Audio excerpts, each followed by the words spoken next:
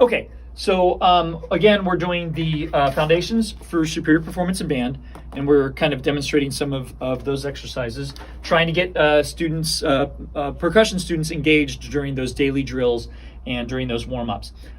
So warm-up set 1 is actually my favorite. Those are the lip slurs for your brass players, and then they have those different warm-up sets for your woodwinds. Personally, I dislike option 1. I don't like doing the rolls. Again, we kind of get that ricky-ticky sound on bells and xylophone that I don't like when my band is playing. So I would rather just have the percussionist play a pulse, like an 8th note pulse or something like that. So I actually, generally, I don't have the students play option 1 with the rolls. Not saying that it's not a good idea for them to learn how to play their rolls and that sort of thing, but just generally speaking, I want them actually, moving their wrist and giving it a little bit more muscle engagement. So I actually love option 3, which is the chromatic exercise, and this is the same variation that your woodwinds might have the option to play.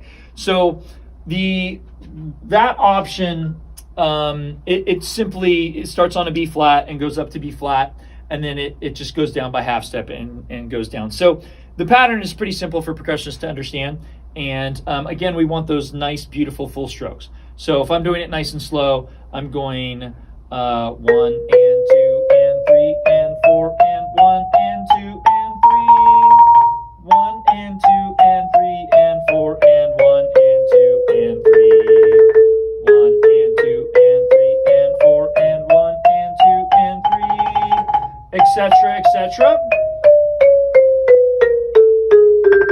But you'll notice that the mallets are always up and that they're always popping back up. I used to have an analogy that worked. It was an old-fashioned typewriter, but of course, students have no idea what a typewriter is nowadays.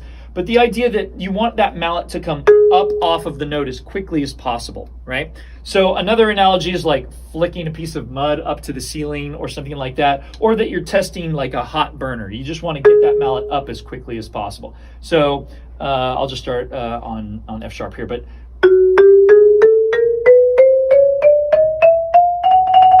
that's how we want it to look. Some students will downstroke and they'll do the alternating up and down.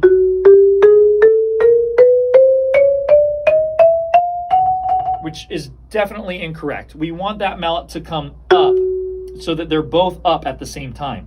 So if I take a picture on the upbeat, I would see each photo would be with the mallets up in the air. So we want those mallets to be up as much as humanly possible.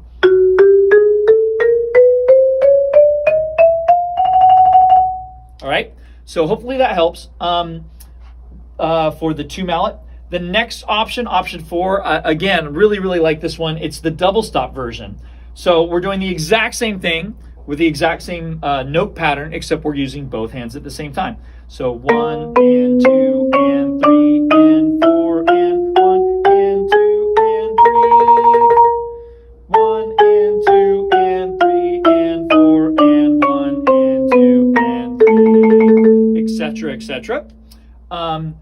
An advanced version of that would actually be separating the hands. So sorry, I guess we'll go up.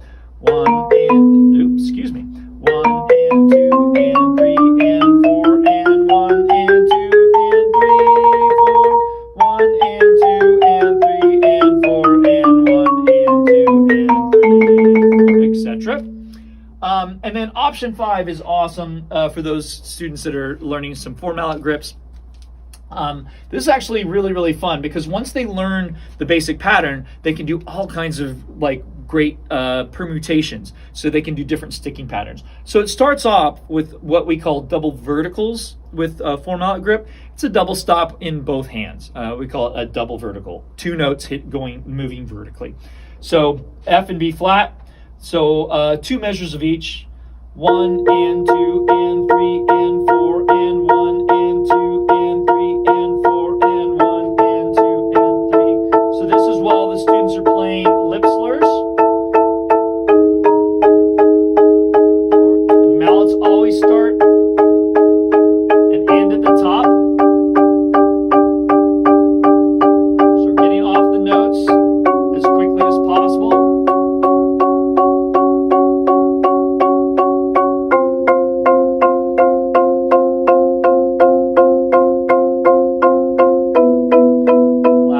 partial for the brass.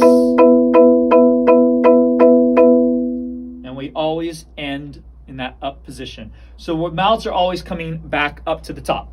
And what's great about this is that later, using that same note pattern, we can go outside in. So the outside two mallets and the inside two mallets, we can go rocking back and forth.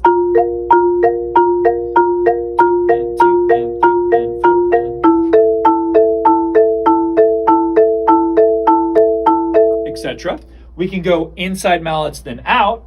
So just instead of outside in, we're going inside out. So mallets 2 and 3 and 1 and 4.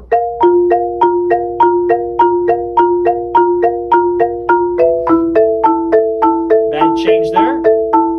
All right. I need to practice. Then we can do eighth notes going up, 1, 2, 3, 4. We can do eighth notes going down, 4, 3, 2, 1. We can go, let's see, even, 1, 2, 3, 1, 3, 2, 4, or 2, 4, 3, 1, or vice versa. We can do triplets up and down. We can do any number of variations of that sticking pattern. So going up,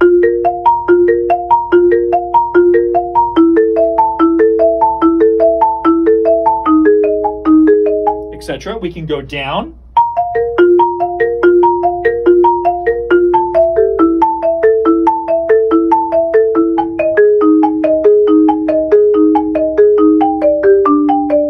Right? We can do triplets.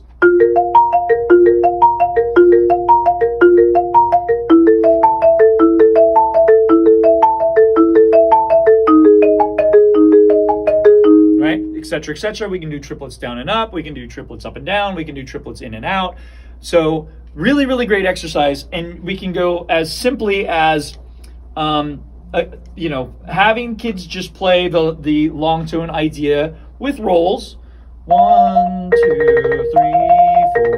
1, 2, 3, 4. 1, 2, 3, 4. Have them play it with double stops. Let's see.